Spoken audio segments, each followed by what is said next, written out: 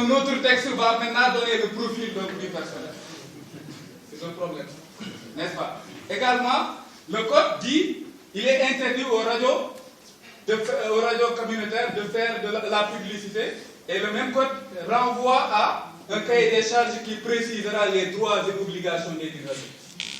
Ce qui montre que le cahier des charges pourrait remettre en cause cet aspect-là. On va revenir bien sûr sur cela. Le même code prévoit parmi les conditions pour bénéficier des avantages économiques prévus, entre autres, il est dit dans le code, d'avoir un minimum, d'avoir créé un nombre minimal de 5 emplois permanents, vous voyez, et d'être à jour de leurs obligations administratives, fiscales et sociales. Et c'est le même code maintenant qui dit que le personnel est constitué de bénévoles.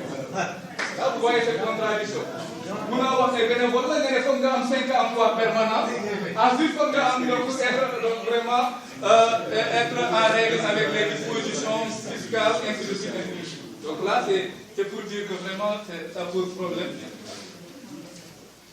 Ensuite, le code précise que les avantages prévus profitent aux entreprises de presse. Donc là, c'est le code qui le dit. Et pourtant, prévoit en même temps que le fonds aide les radios associatives et communautaires.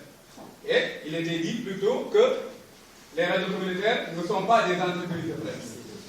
Vous voyez, donc là, ça pose problème également. Ensuite, le code prévoit que l'organe de régulation établit, avec le concours technique de l'opérateur de diffusion, les cahiers des charges des différentes catégories. Il est clairement dit des différentes catégories de services de communication audiovisuelle. Le même code dit que le cahier des charges applicable aux radios associatives soit validé par le ministère. Ça ne passera pas. Donc le ministère n'intervient pas dans l'élaboration des cahiers des charges. Parce que l'article 130 est très clair, il est dit toutes les catégories de services de communication audiovisuelle. La presse, comment dire, la radio associative de communautaire fait partie des entreprises de communication audiovisuelle, ou bien donc des services de communication audiovisuelle. C'est pour dire qu'il y a beaucoup de contradictions, vraiment dans le code. Également, le code dit que le personnel des dites radios est bénévole. Ah non, on retourne nous bien.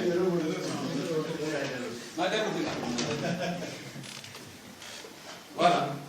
Il est dit ici, regardez, il y a une conséquence. Il est dit qu'aucune licence ne peut être accordée à un parti politique, à une alliance ou groupe de partis politiques, à une ethnie ou à un groupe d'ethnie et à une communauté religieuse. Là, c'est clair. Ce que contredit l'article 186, selon lequel les radios associatives sont les médias à but non lucratif créés par une communauté. Donc, c'est créé par une communauté, notamment ethnique et autres. Là, il est dit créé par une communauté ou une association sénégalaise ayant un statut juridique avec des statuts et règles. Donc là j'en parlais un jour à Tala que l'appellation radio communautaire sera derrière nous. On n'aura plus de radio communautaire. On aura plutôt des radios de proximité. On va les appeler des radios de proximité. Peut-être il faut penser à votre future appellation. Voilà, l'appellation peut-être peut rester, mais il n'y aura plus dans les futurs cahiers des charges, on ne mettra pas cahier des charges pour les radios communautaires. Parce que le code dit que nous ne pouvons pas attribuer à une communauté, notamment à la qui. Voilà, donc là, par exemple, Defleng, c'est essentiellement constitué de... Là, il est clairement dit à un groupe d'ethnie ou bien à une communauté religieuse ou bien à une ethnie.